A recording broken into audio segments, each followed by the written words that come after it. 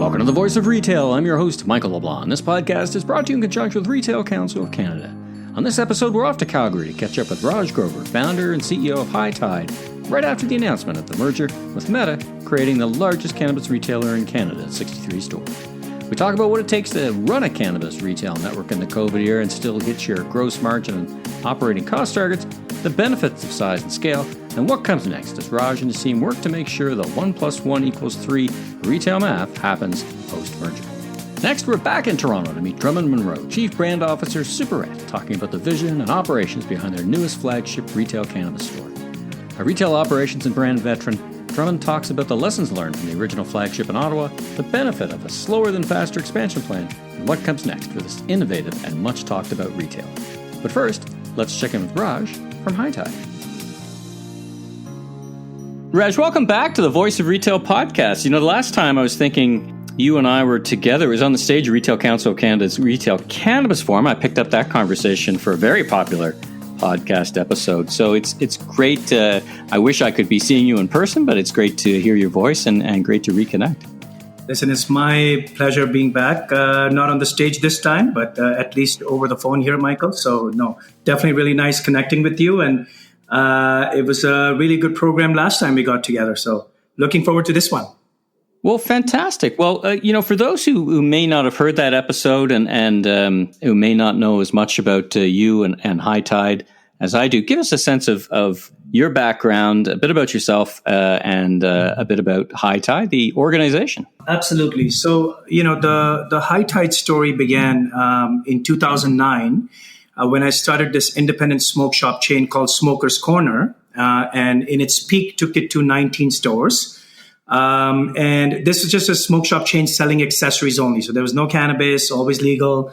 And then in 2011 and 2016, I founded RGR and Famous Brands.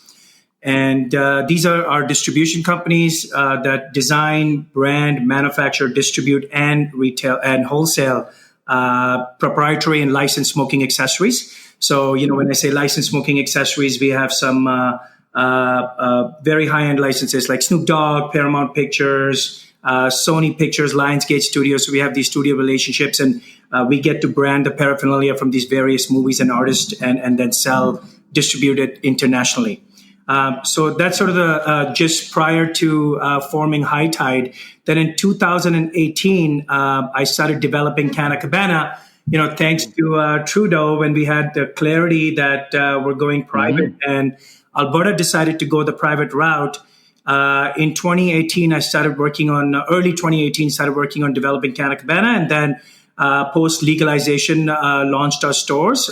December 2018 went public. I vended all the different entities, which was Smoker's Corner, RGR, Famous Brands, and Canna Cabana into one, which is now called High Tide, and took it public in 2018. And then on your second question, on what my role in the company is today, so I have ran these various entities within the big entity now over the last 11 years. So, I'm very comfortable with the business operations and understand it inside out. But my main role today is business strategy, business development, and ensuring all of our divisions are kicking butt. So making sure the execution happens. Well, congratulations on your success to date. And we're going to talk about some great announcement you had last week, which I'd been thinking about you. I was in Canna Cabana not too long ago. I love that store. I love the vibe.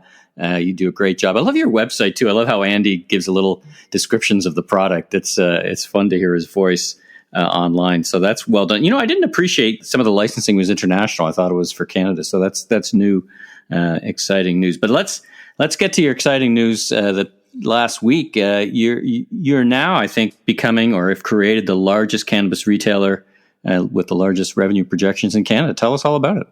Yes, Michael. So feeling very fortunate about it, very excited about it. So I've been working on this deal for quite some time now.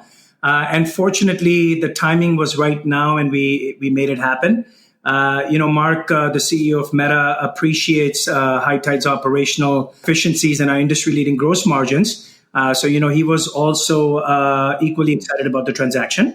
So basically, it was long time coming, but it was very much a sensible thing to do for both sides because, in a small market like Canada, size really matters, and we could do a lot more together than apart, and that's sort of how the transaction came about being. We're very excited about it going forward. It gives us, double the footprint overnight, takes us from 37 stores currently to 63 stores overnight. Actually, today we have 70 locations, but we're going to shut down 7 unprofitable locations. So it gives us this opportunity to high grade our portfolio, like optimize our portfolio.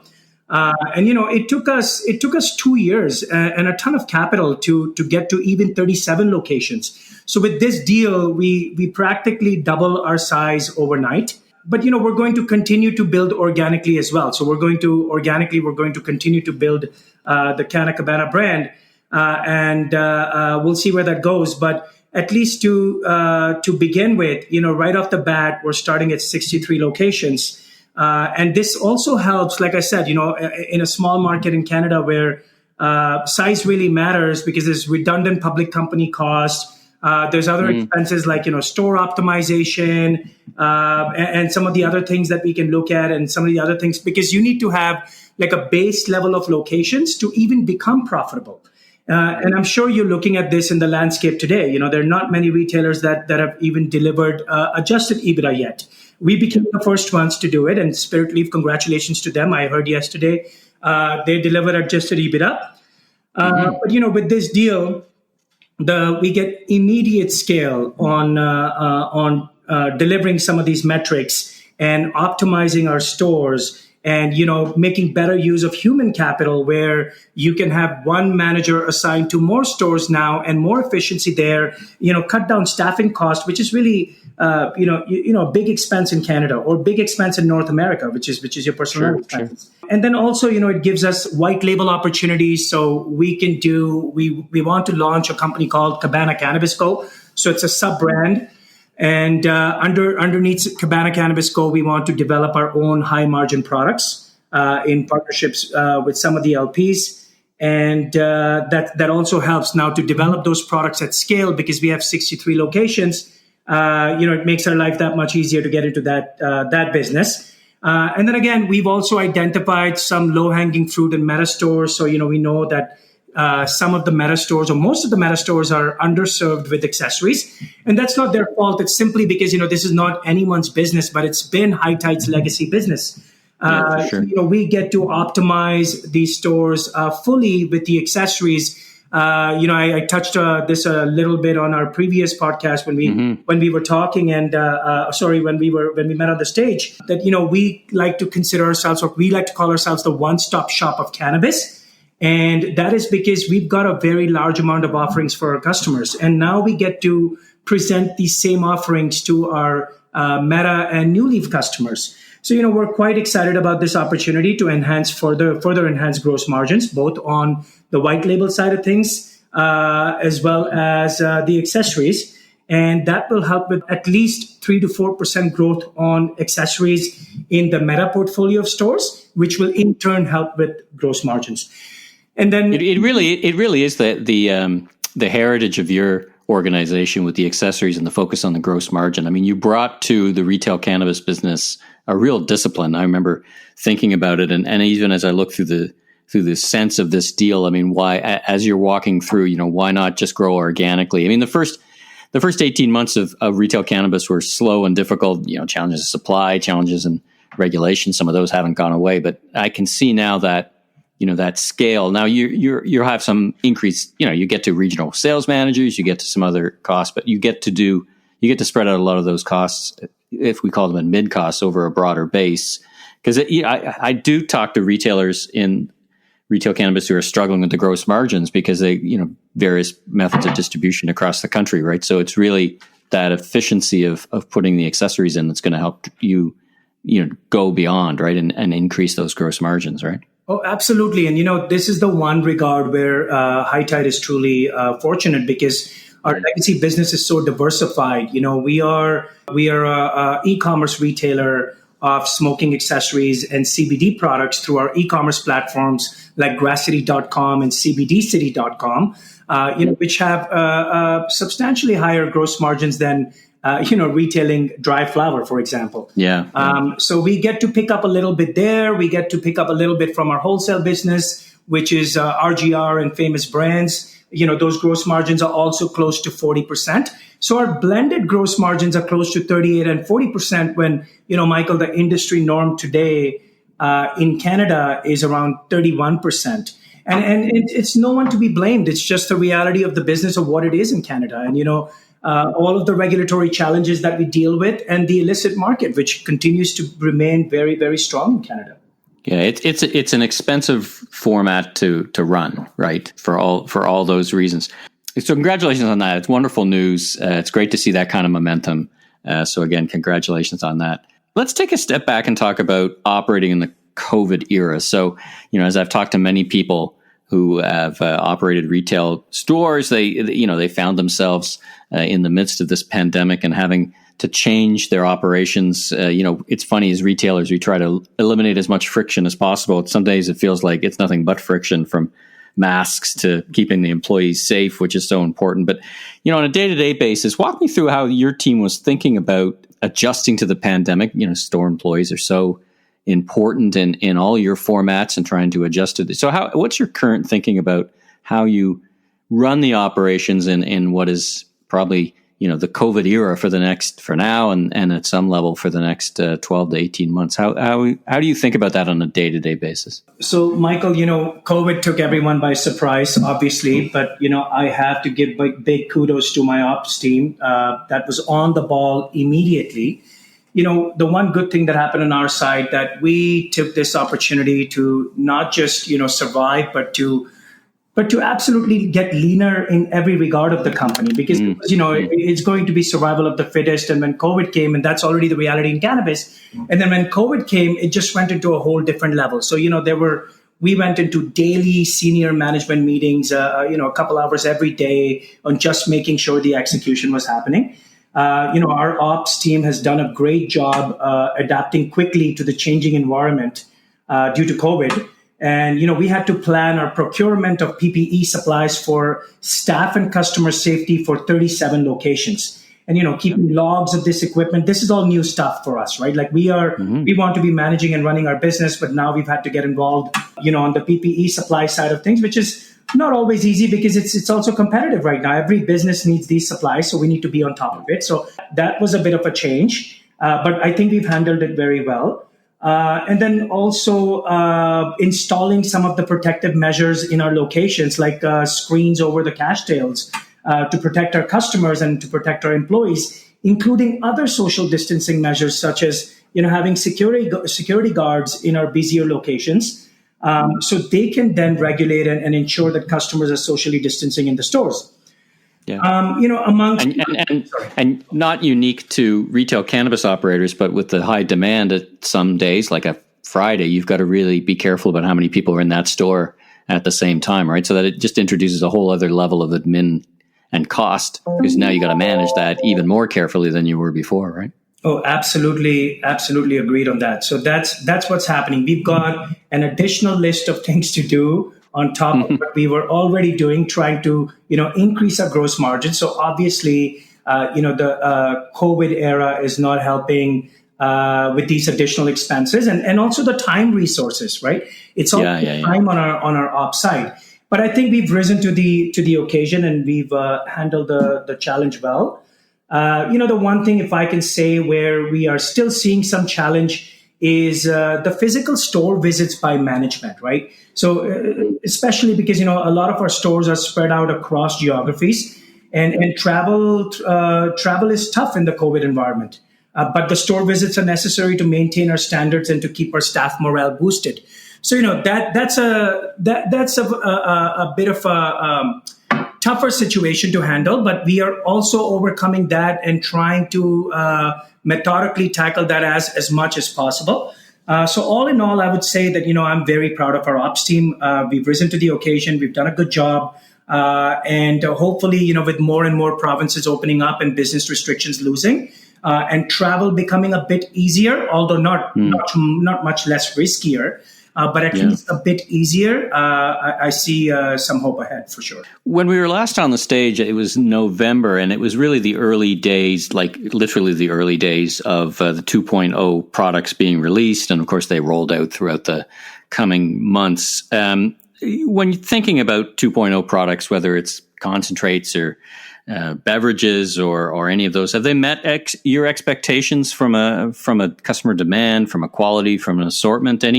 Any surprises or any customer favorites you'd call out from a format perspective? Anything surprise you about what's been popular, or is it all kind of rolled out more or less as you and the team envisioned? So Michael, 2.0, is definitely an exciting addition to our business and to any cannabis retailer's business. And we had all been waiting for this. It was a long wait, and I'm glad it happened in the beginning of the year. And the category is now 21% of our overall business, and so which is huge, and we see this growing further. In mature markets in the States, Colorado is sitting around 40%, Washington sitting around 40%. So we know that this category will grow. The one thing I would tell you that I was surprised about is vapes and concentrates are only 15% of our overall sales, and that's sort of the national average as well. And it's a bit surprising for me because I thought, right from the get-go that vapes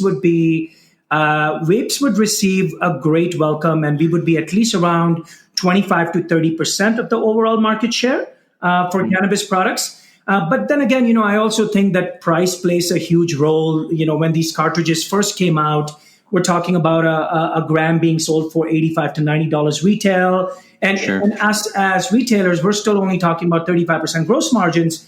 But, it's still quite expensive for a consumer to pick up these cartridges. And the good news is that we've steadily seen these prices, coming down. And we are holding intact on the gross margins because we also have new entrants coming into the market. As the prices go down, we take more and more, a little bit of a more chunk out of the illicit market. And eventually, I'm very certain that the vape sales will go up.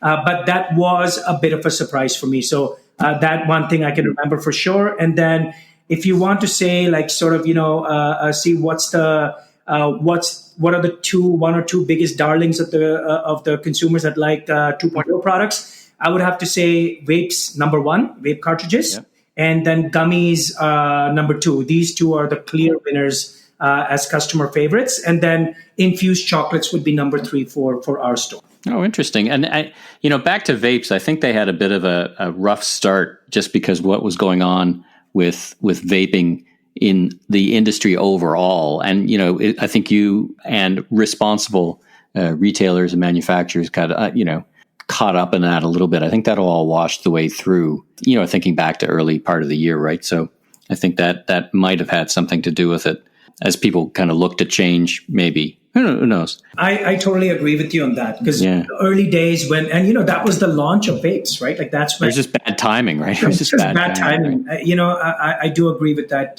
statement completely. I think it was a bit of a bad timing. It was expensive products to begin with. Now that the pricing is coming down, it's getting more normalized. I agree. So as you think about the merchandising strategy, and maybe you could speak to yours, when I say yours, like the Canna Cabana versus Meta, as you think about your merchandising strategy, you're a retailer, you have access to plenty of product from all kinds of different assortments. So you can kind of pick and choose. Is there anything that's changed in how you think about what you're merchandising now? For example, I've heard from some retailers that they're selling far less pre-rolls. Now, that's because they're, in one way, they're meant to be shared. Another way, there's no tourists, and tourists are a big part in some communities of pre-rolls. Anything different in this pandemic era, or anything your customers, the way you're thinking about what you're looking for from the distributors that's different? Yes, we actually, on that topic of pre-roll, we've definitely seen that. But, with the introduction of new categories, we've adopted an agile approach to our inventory management. And that's simply because, consumer preferences change very quickly as they try new 2.0 products. And, what was hot 3 weeks ago, for example, could become irrelevant as the new product types and brands and formats are released. So from a consumer perspective, that's why we like to try new products every week without over committing to inventory, so we can be sure that we always have fresh product. And also, it helps to reflect on the aggressive stream of new releases that are coming out and category shifting innovations that are happening every day. And so we can offer these to our customers. So we are agile in our approach on merchandising. And to your question about the pre-roll category, so in the pre-roll category, we've seen the category evolve from, let's say, $5 to $10 upsell opportunity to a $20 plus core product offering with multi-packs. Redican is doing a great job at it. They're coming up with these multi-packs. We can't keep them in stock. During the height of COVID crisis, pre-rolls dropped in sales, but then came back aggressively in larger packs of 0.3 and 0.5 grams, those personalized joints that amount to a much bigger basket for us and more occasions per purchase for the customer. So, I do feel that we saw a dip in the pre-roll sales, but now they're back, and now they're actually leading the pack again with these, multi-pack offerings. It's such an interesting thing. I hear that from all kinds of formats of retailers that, trips are down, but basket sizes are record. So it just reflects in different parts of the country. I may want to go to the store less often, but I'm going to stockpile a little bit when I go. So that multi-format kind of makes sense. That connects for me for sure. Absolutely. Last question. Like, not that this isn't big enough news, and not that you and the team don't have enough on your plate. I think I read this transaction, the Meta transaction closes around October, so you've got a busy couple of months ago. But what's next? You've talked about a little bit of consolidation of the stores, from down to closed a few stores. You'll be at 63. But as you look forward into 2021 and beyond, what do you see as the next biggest horizon? Where are you planning on expanding in any particular province, or Tell me what your thoughts are for making sure that 1 + 1 = 3 kind of math for the Meta deal and beyond. Yeah, so when the deal closes, our entire focus is going to be on optimizing and integrating the operations of the combined company. In fact, we've already started planning the integration process, so we're ready when the transaction closes in. I believe it would be late October or early November. And we are definitely doing this deal to make 1 + 1 = 3. And where we mostly see these synergies coming from is our store optimization. Like I said, Meta stores are a bit underserved on accessories, which will command a higher margin. And then again, the white label opportunity, which we can produce white label products at scale. So this is all that 1 + 1 = 3 opportunities. Since we've doubled in size, this will definitely help enhance our gross margins quickly. We also get immediate exposure to the Manitoba market, where we don't do business today, and we don't need to spend additional capital to enter that province. So that's nice. And also, one of the biggest things for me is we have a nice head start ahead of our competition in Ontario, with 10 locations upon close, including 2 mature locations that Meta just acquired over the last couple of months. They acquired one in Kitchener and one in Waterloo. And last but not the least, of course, the big data monetization opportunity for us, which is a very high margin business, which is 90% high margin business for us. And it practically doubles for us overnight without having to spend precious resources, both time and money, to get to this large retail footprint. So, we also get to expeditiously roll out more locations on Ontario, as both Meta and High Tide have additional locations in the queue with AGCO. So definitely 1 + 1 = 3 here, Michael. Yeah, listen, fantastic. And it's a busy time, so thanks so much for making time to speak with the voice of retail. I wanted to wish you much continued success as you move forward. And again, such great work and great team. And thanks for taking the time to speak to me on the Voice of Retail podcast. Thank you very much, Michael. It's my pleasure to be speaking with you again. Thank you. Sylvain Charlebois studies food supply chains daily. On va parler avec Sylvain Charlebois, spécialiste de l'industrie agroalimentaire. Let's bring in Sylvain Charlebois. And joining us now to talk food security is Professor Sylvain Charlebois. Sylvain Charlebois is the senior director. Now joined by Sylvain Charlebois. Sylvain Charlebois is my guest. This is Sylvain Charlebois, and with our new podcast, The Food Professor, along with my co-host Michael LeBlanc from the Voice of Retail podcast, we'll dive into the recipe for the food, grocery, food service, and restaurant industries, discuss proprietary industry and consumer food-related research, check out fresh new ideas, and talk about whatever half-baked strategies are in the news this week. So be sure and join Sylvain and I every 2 weeks for in-depth insights and great conversation. Find the Food Professor online and subscribe on Apple, iTunes, Spotify, wherever you enjoy your podcast today. Drummond, welcome to the Voice of Retail podcast. How are you doing this afternoon? I'm doing great. Thanks, Michael, for having me. I really appreciate it. Well, it's such a treat to have you back on the podcast. You and I spoke very briefly. Last December at the Lift & Co. Awards. You just swept a bunch of awards. I met first time yourself and Mimi. We talked in the media lounge for just a few minutes. It was so exciting, coming off such a great accomplishment. So it's great to have you on the podcast. I've had Mimi and chatted with her, but it's great to have your perspective and your role. So why don't we start? Tell us a little bit about yourself, your personal and professional journey. You're a veteran retailer from a background, and then your role at Superette. I've always been fascinated with brands and retail. I think my first job was selling shoes at Sporting Life when I was 14. First job was in retail. I then worked at a small menswear boutique all throughout university called Four Horsemen. And really, I was kind of always told that there was no viable career in retail, and I didn't really want to believe that. So I went to business school. After business school, I started working in tech, kind of going the business development route. I thought the startup space was sexy and fun and something different. I also never really wanted to wear a suit. So I took jobs where I could wear my t-shirt, and, I always being really interested in what was going on in the fashion space, retail, everything. I got wind of, at the time, a small retail startup called Kid and Ace, which was obviously started by Chip Wilson's wife and son, JJ. And I just started emailing anyone I could find who was associated with it. So I left the startup I was at currently and took a job with them, opening their first retail store outside of Vancouver, which was their Toronto flagship store on Queen Street, and worked with them, taking, essentially growing from one store to 65 internationally in less than 2 years. Crazy ramp up in terms of growth. Yeah. Obviously, not crazy in terms of it was a bad idea, but crazy in terms of everyone's entitled to their own opinion on that one. We've seen where they're at right now, and I love the product, I love the brands, and obviously they've had to close down most of those stores. But talk about a learning experience. It's no easy feat to open 65 stores in 2 years, especially outside of North America. We had one in Tokyo, we had 3 in Australia, and getting to learn from, who I consider the inventor of modern day retail, Chip Wilson, and apply those practices. I couldn't have asked for a better experience. Stayed with them for about 3.5 years, moved to Vancouver to help them flush out their retail expansion, both in Canada and the US.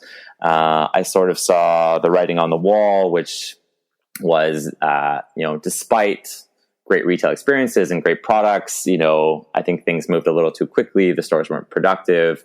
And, there were 3 rounds of mass layoffs. So I was able to sneak out before those. And I joined Herschel Supply Company, who at the time was looking to build out their own corporate retail program. So now back to Kit and Ace, were you there when Wendy Benison was there? She came on towards the latter part of that, right? Yeah, I was there when Wendy was on, Paul Wilson before that. So really, from the first 15 employees to, I guess we were 500 plus at the time when I left. Right. I knew Wendy from her work at Roots. She was on the board of directors of the Retail Council of Canada, so I got to know her a little bit there. So I thought I'd bring that name. Great. I believe she's now at Saks, if I'm not mistaken. That's right. And doing some really great stuff there. Herschel, love Herschel. I got many of their products staring at their backpack right now. What a great brand. What a great storied brand they are. Yeah, I don't think you go anywhere without seeing their logo on someone's back. So it was exciting. They had ambitions to build out their own vertical retail program. Herschel, as it stands right now, has retail stores internationally, but they are franchise stores licensed out. So I came on to help them build the infrastructure for their own vertical retail program. And the first project was building a flagship store in Vancouver with ambitions to go Toronto, New York, Los Angeles. Great brand, great people, was loving it. But at that time, I also met Alan Gertner, who was the founder of Tokyo Smoke. And in typical Alan fashion, he had sent me a job offer while I was vacationing. And I decided, you know what, I didn't know much about the cannabis industry, but his thesis was, while everyone's focused on cultivation, at the end of the day, cannabis is CPG and brands are retail where people are going to win. And it was an interesting thesis. And so I joined Tokyo Smoke to build out their retail program. That's where I met my co-founder, Mimi. We actually started on the same day. And we were there until the final sale to Canopy. And that was equally as crazy of a roller coaster as Kid and Ace. Talk about, one coffee shop in Toronto to selling to the biggest cannabis brand in the world. It was really the ultimate journey. Well, I've talked to lots of retailers who've made the move at various points into the cannabis sector, and they highlight what you highlight is it's such a unique opportunity at that time, still is, to get into an industry that's just pure growth and acceleration, and the demands already exist, so you just need to pull it out of the black market. So there's just such room for innovation and just establishing from illicit to essential in 18 months kind of stuff, right?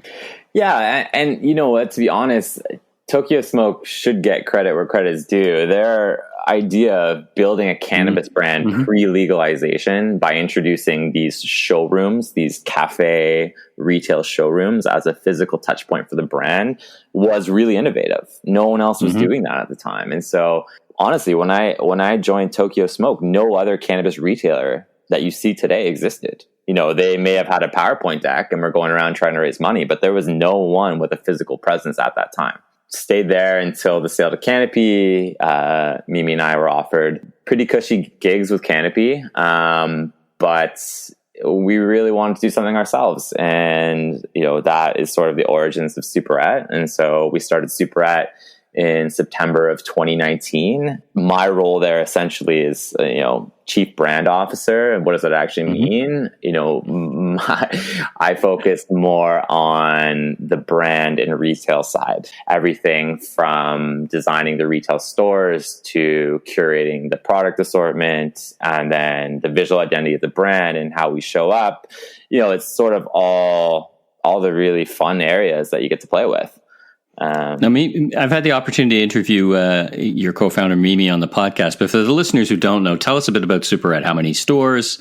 How you kind of go to market? I love the concepts of Superette, but we'll get into how that came to pass. But just give us a kind of a basic outline so people know what we're talking about. Yeah. So Superette is a cannabis retail brand, although we don't like being confined to just cannabis as our offering from retail to products is more in the lifestyle category. But we opened the first cannabis retail store in Ontario, with 5 others, April 1st, 2019, which was essentially the first state Ontario allowed cannabis retail. Since then, we just opened our second store, our second flagship store in Toronto, and we are also launching a line of cannabis products. And so, simply put, Superette is a retail brand that makes buying cannabis as enjoyable as consuming it. Well, let's unpack that. Let's start unpacking that, because it really is, I think, in a category where we've seen lots of innovation, but not enough, perhaps, or more to come. Superette, in my mind, and the store's in Ottawa, my hometown, so I had the chance to visit, and I just did a tour of the new flagship. It's so unique, the way you go to market, and just the details that goes into it. So just tell me about the origin story for when you think, okay, we're going to launch a cannabis brand, we're going to sell products. You got a white piece of paper in front of you. How did it come to pass from your perspective, from the brand perspective, from how the retail would look? How did it come to pass? Just walk me through where those ideas come from and how that started.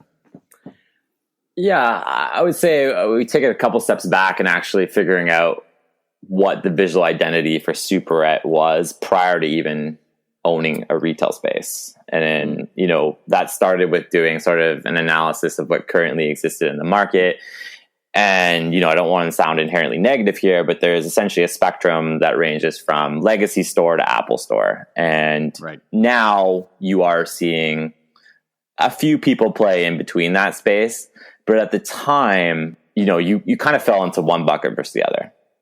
Tokyo Smoke may have been one of the few that sort of was, maybe leading one way versus the next. But for us, so we looked at, what existed in the market. We also didn't understand why a lot of basic retail fundamentals seem to have been skipped in cannabis. And we can get into this later, but the reality is the trends of retail since the evolution of e-commerce about 20 years ago have shifted retail to become more immersive, more omni-channel, more experiential, and really that showroom billboard mentality. And yet cannabis was not following any of those trends. For me, who's been in retail for the last 7-8 years, I really wanted to bring back some of those basic retail fundamentals. So from strategic thinking of how we thought about retail, those were some of the things we did.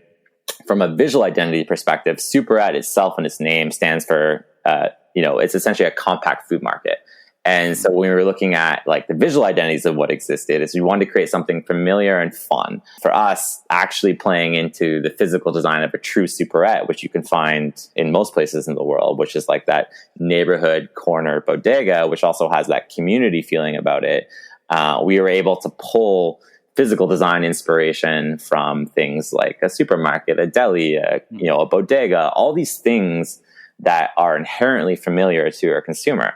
So when someone comes in and they're like, Superette looks like a deli, or Superette looks like a supermarket, or Superette feels like a diner, all they're really saying is, I know how to interact with this.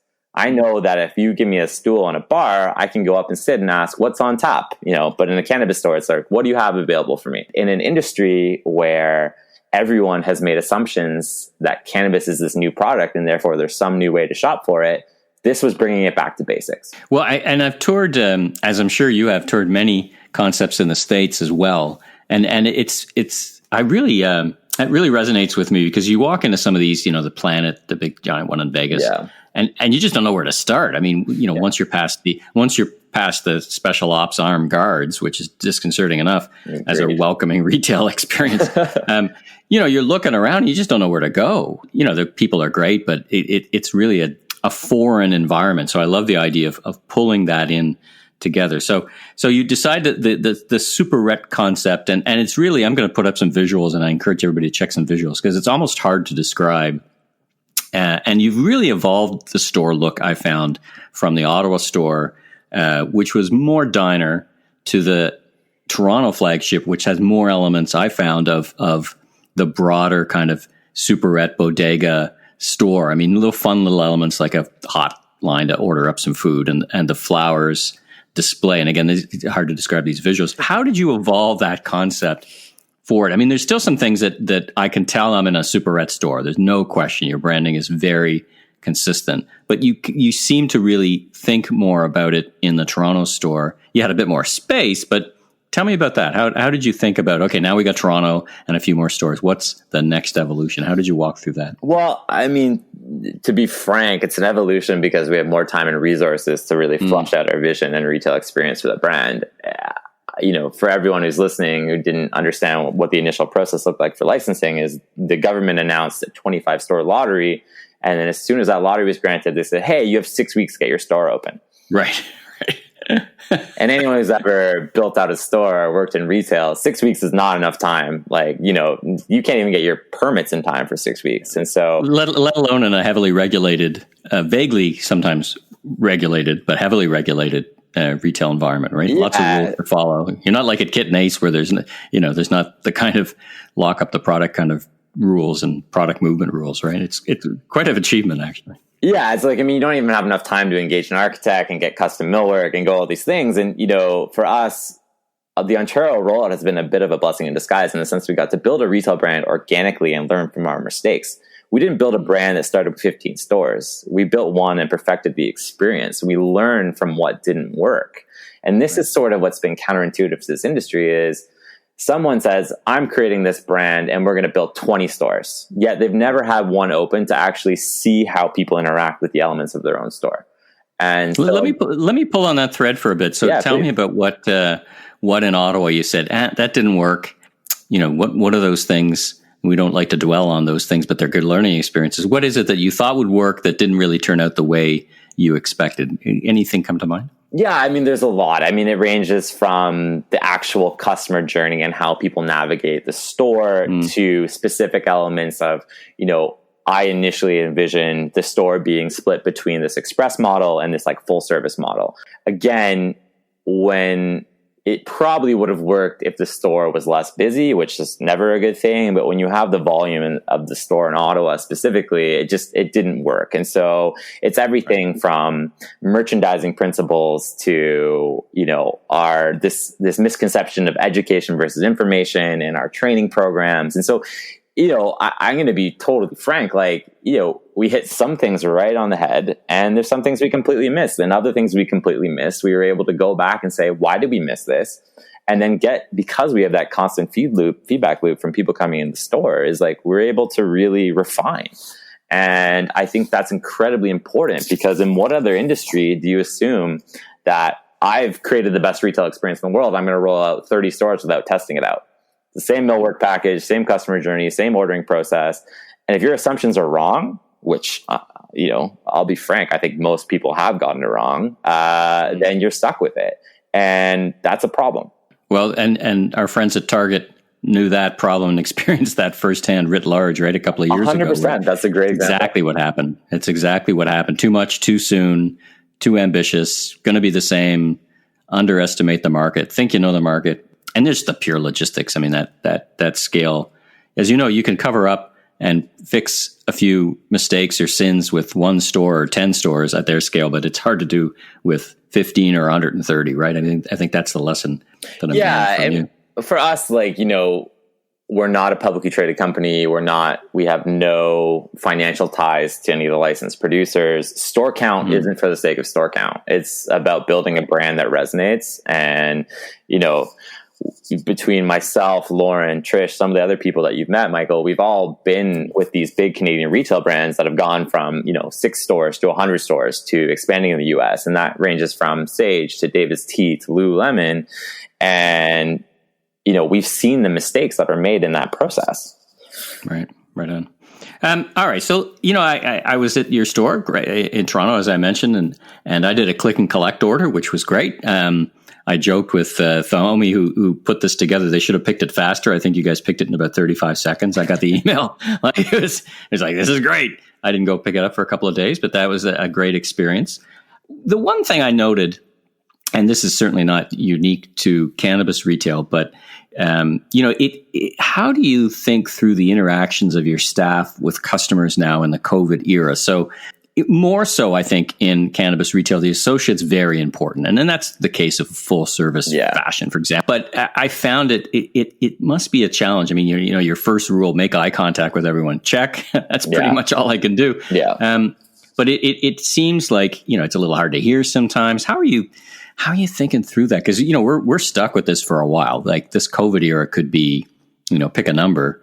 I was talking to the CEO of Simon's department store, and he said, listen, we're thinking pre-vaccine, post-vaccine strategies, right? Yeah. So how are you feeling on that? Has that impacted the customer experience inevitably, but then how do you kind of account for that in your mind? Yeah, I mean, I'd say the safety of our team and customers is definitely our number one priority, but it's especially difficult when you're creating an immersive and experiential retail experience like Superette. So we've obviously had to scale back on our offering to some extent, which we hope doesn't last forever. But you're right. I mean, you can't even tell if someone's smiling at you when you walk in. And so, some basic retail fundamentals like 6 seconds of information when someone walks in, or making sure you greet everyone.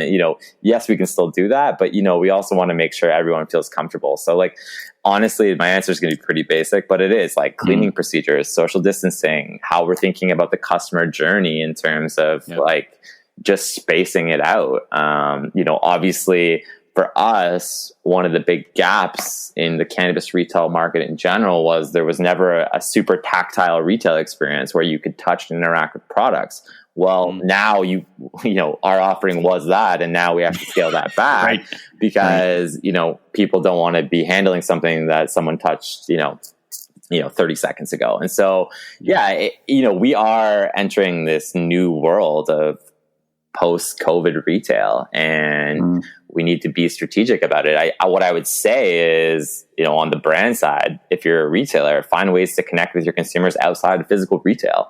And that's something we've done really well, is sort of like, how can we replicate the in-store experience either digitally, socially, or, through, socially distanced events. And there are ways to connect with your consumers so you can make sure they're still getting that Superette experience one way or another. Right on. Yeah, it's interesting because, what I loved about the store, you've got the kind of 2 color baskets, right? I'm browsing, or I just want to come and go. And that was as I watched people come, you could see the people were there, destination driven. I'm here to pick up my product, versus the folks who are, they start looking around, and it's just a little harder to tell which is which. Your folks at the front were great greeters and asking the right questions, but it's something for all of us to continue to think through in the months and years ahead, right? 100%. Yeah. So what's next for Superette? When checking on your website, it's clear there's ambitions for more stores and growth, and of course we have licensing agencies to deal with. But as you think about, in the short, medium, and long term, you've just got a new flagship under your belt on Yonge Street in Toronto. What's next? Well, so definitely more stores. We have 3 that have already passed their RSA inspections and are essentially being built out right now. So 2 more in Toronto, an additional store in Ottawa. More products. I know you've seen that we've launched our vape pen SKUs in Alberta, and we're launching a whole suite of products over the next couple of months. So that's going to be really exciting. And then more fun collaborations. Like, the great thing about this is we work with people that we love and feel like there's a connection with. And what's been great is it resonates with our customers. We only bring in products that we stand by, and I would say world dominance, but slow world dominance. All right. Well, that's a great way to wrap up slow world dominance. I'll put that in a new podcast. That'll be a lot of fun. Listen, Drummond, it's been great having you on the podcast. It's great to continue to explore your concepts in this industry. You bring a lot of insight and retail experience. So thanks again for being on The Voice of Retail. And I wish you much continued success and a safe summer and fall. Thank you so much. Thanks to Raj and Drummond for being my guests on this episode. If you like this podcast, please subscribe on Apple, Spotify, your favorite podcast platform. Rate and review, and please be sure and recommend to a friend or colleague in the retail industry. I'm Michael LeBlanc, founder and president of Emmy LeBlanc Company, Inc. You can learn more about me on www.emmyleblanc.co or, of course, on LinkedIn. Until next time, have a safe week.